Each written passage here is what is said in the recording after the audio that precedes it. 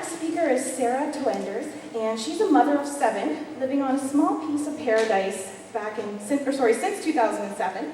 Since then, she became aware of turbine projects in the area in 2010, and shortly later, following a Google search on autism and turbines, she started talking with the companies about the potential effects that the turbine farms would have on her family. So please welcome Sarah.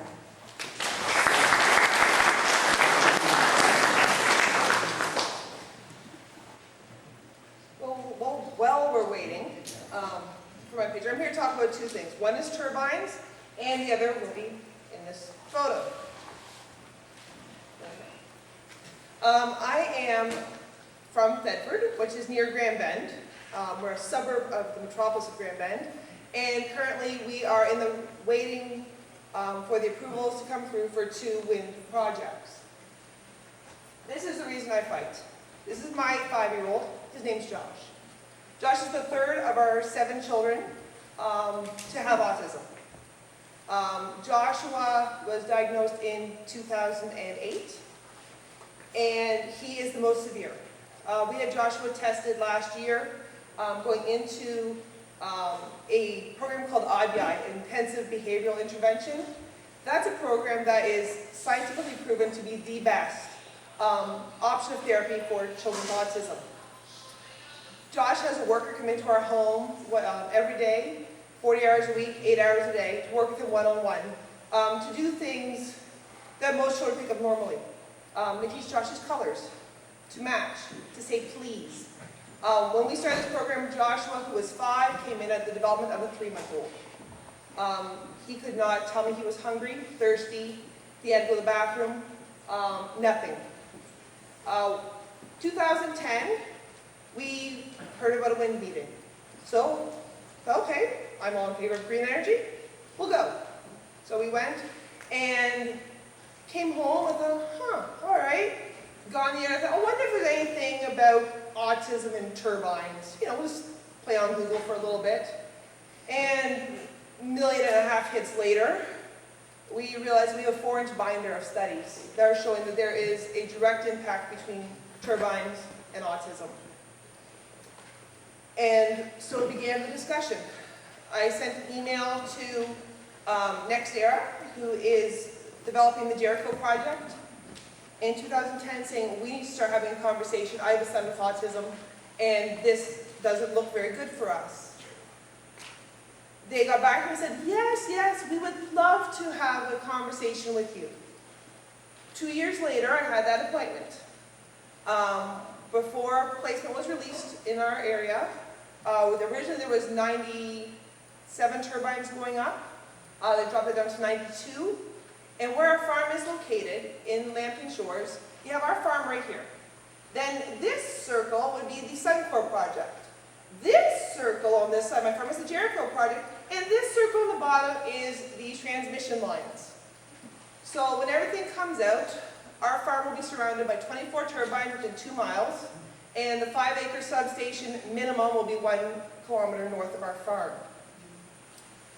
According to sound studies right now, my farm is sitting, when the Suncor project is operational, our farm is sitting at 26 decibels, which means it's pretty quiet at our place. Once we add the NextEra turbines to our farm, we jump up to 38. That's a substantial increase. There was a study that came out in the newspaper a little while ago saying when decibels increase by 5, people notice a little bit. By 10, you get annoyed, and when you have an increase of 15, you're calling the police.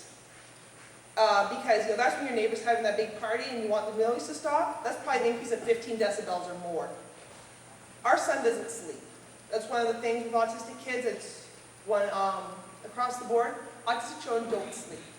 Our furnace turns on in the middle of the night, my son's up. Somebody walks down the hallway on their tiptoes and soft feet and flips on the light switch, Josh is up. Car goes by, transport truck goes by down the road, 4 in the morning, Josh is up. And Josh isn't up and doing nothing. No, Josh is up and he might decide that he is hungry, so he opens the fridge and empties all the contents out of the fridge. Then he might, we've had times when we've woken up and he's just destroyed the house. And this is with no turbines around. Josh was very sensitive to sound. We can't take him shopping. He can't listen to the lights. He can't go into parking lots. He can't listen to the radio. He just screams. And we have written letters to our municipality. I've written to the Minister of Health. I've written to the Minister of the Environment. I've written to the school board. I've written to every major autism organization worldwide, both in the US, Canada, the UK, Australia. I've been in contact with all of them. I've been in contact with the major research hospitals who run IBI and training programs, saying, help, what do you have out there? I need some help with my son. This is going to be detrimental to our son. Well, as I had mentioned, we've had meetings with NextEra. We've also had meetings with Suncor. We started conversing with them before placement was out, thinking, yes, we're going to talk to them before this is ever released, they're going to hear us, and things are going to be fine. So we meet with them, and that is what we were assured of. Mrs. Hornblower, you are a very unique situation. We have nobody like you in any of our wind projects. Trust us, things are going to be fine. Then placement comes out. And we notice, you lied to me. You sat there, you looked at me, you heard my story about my son, and you absolutely lied to me. You're putting up all those turbines, and when Suncor came out, there was 80 turbines originally placed. We make another appointment to talk to Diane and Chris and say, hey, you have to get rid of some turbines. We've got 9 right here. We'd like them not to go up, please. They're the 9 that are the closest to our farm. Okay, yes, we will take that into consideration. New map comes out, they get rid of 40 turbines, not one around me. Then we go to NextEra and say, you guys have to direct turbines. Can we see? No. Before placement comes out again, we've met with them. Told them our story. Yes, this is Hornblower. You are a very unique situation. Nobody in the world has as many autistic children as you do and are living in a project. We are greatly, greatly concerned about this.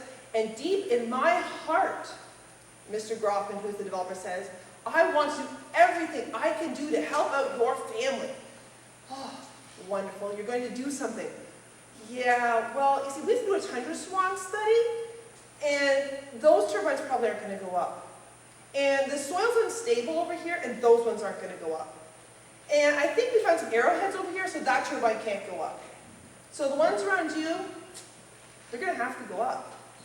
And I said, so you're telling me that salamanders and soil and arrowheads are more important than the life and health and well-being of my son? Well, Mr. Rumba, it's only one issue. Yes, that's one issue. But to me, that's a very big issue. And to my family, that's a huge issue. Because when one child doesn't sleep, and one child wakes up nasty, it doesn't just affect that one child, it affects the entire family dynamic. So we've been offered mitigation. Mitigation is a fancy word for please sign this contract and be quiet and go away. So our mitigation, they will put a new roof on our house. They'll give our children a green space to play in. They might give us some windows. Oh, and they'll plant trees, which according to their photos they took when they take a picture of an area and they'll put a turbine up. So you can see exactly what it's going to look like.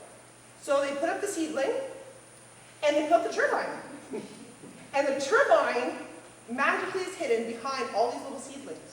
And so if I sign their contract, they will happily put up all these trees and the problem will go away. And we've talked to them again and said, no, the problem is not going to go away. And that is where we're at with them today, where they've said to us, trust us, we're going to look after you. And we sit there and we say, no, you're not. And I look at my son, and I look what this is going to do, and we just keep on fighting. And that's what I know that's what Barb has done. And eventually, I know we will have to abandon our home because there will be no other option for us. And that's not something we look for. We looked for our home for 2.5 years. We live on a very quiet road. We might see 30 cars a day. We have our house as far back from the road. I live within 15 minutes of my in-laws. I live within 15 minutes of my parents. Our churches are very supportive. I've got all of our services set up here. This is the place that we chose, and our home, our future, our hope is being robbed from us. And that is not right, and that is what needs to be stopped with the Green Energy Act and the turbines. Thank you.